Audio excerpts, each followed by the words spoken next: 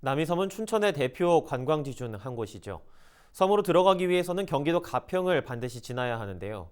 이같이 행정구역은 다르지만 밀접한 춘천과 가평을 중심으로 강원도와 경기도가 광역 관광특구를 추진하고 있습니다. 두 개 광역단체가 관광특구를 지정하는 건 국내 첫 사례로 이목이 집중됐는데 사업이 속도를 내지 못하고 있습니다. 어찌된 일인지 현장 점검 360도에서 알아봅니다. 장진철 기자입니다. 제가 서 있는 이곳은 행정구역상 강원도 춘천시입니다. 제 뒤로 보이는 저 다리를 건너면 경기도 가평군인데요. 이렇게 북한강을 끼고 있는 두 지역이 북한강을 활용한 관광특구 조성을 추진하고 있습니다. 춘천과 가평 경계인 북한강에는 국내 유명 관광지인 남이섬이 있습니다. 지난 2019년 남이섬을 찾은 관광객은 270만 명이 넘고 그중 외국인 관광객은 97만 명에 달합니다. 남이섬은 행정구역상으로 춘천이지만 섬을 들어가는 유일한 관문은 가평에 있습니다. 이렇다 보니 춘천과 가평은 남이섬을 놓고 티격태격하는 경우도 많았습니다. 하지만 지난 2019년 강원도와 경기도가 남이섬을 중심으로 국내 첫 광역 관광특구를 추진하면서 상생 발전의 기대가 모아졌습니다. 광역 관광특구는 면적만 2천만 제곱미터에 달합니다. 남이섬부터 자라섬, 제이드가든을 거쳐 엘리시안 강촌과 강촌 출렁다리, 구곡폭포 등 두 지역의 주요 관광지를 연결하는 것입니다.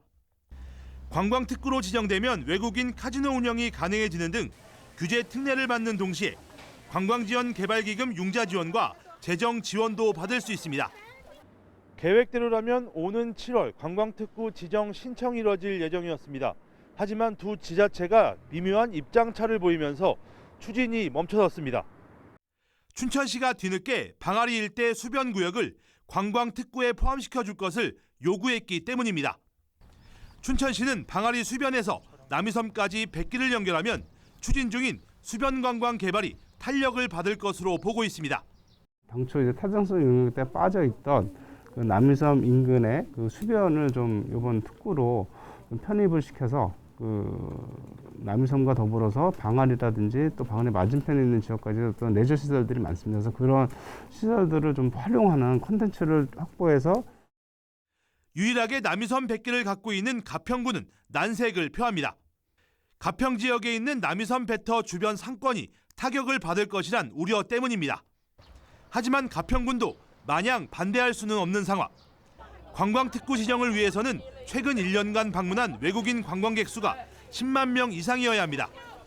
관광특구 지역 중 조건이 충족되는 관광지는 행정구역상 춘천에 위치한 남이섬이 유일합니다. 춘천시가 특구 지정을 함께하지 않으면 사실상 불가능한 상황입니다.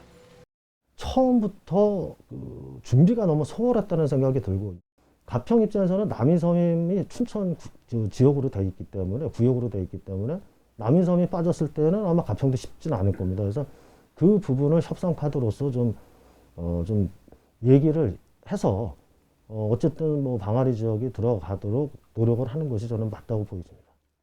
이제 와서 춘천시가 관광특구 추진에 발을 빼는 것도 쉽지 않습니다.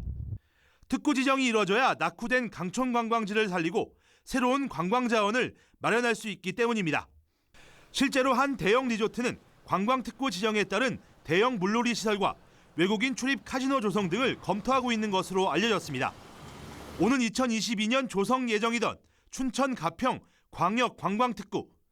국내 첫 광역 관광특구 조성 사업이 지역 간 이해관계를 넘어서 상생 발전과 경제 활성화로 이어질 수 있을지 주목됩니다. 헬로티비 뉴스 장진철입니다.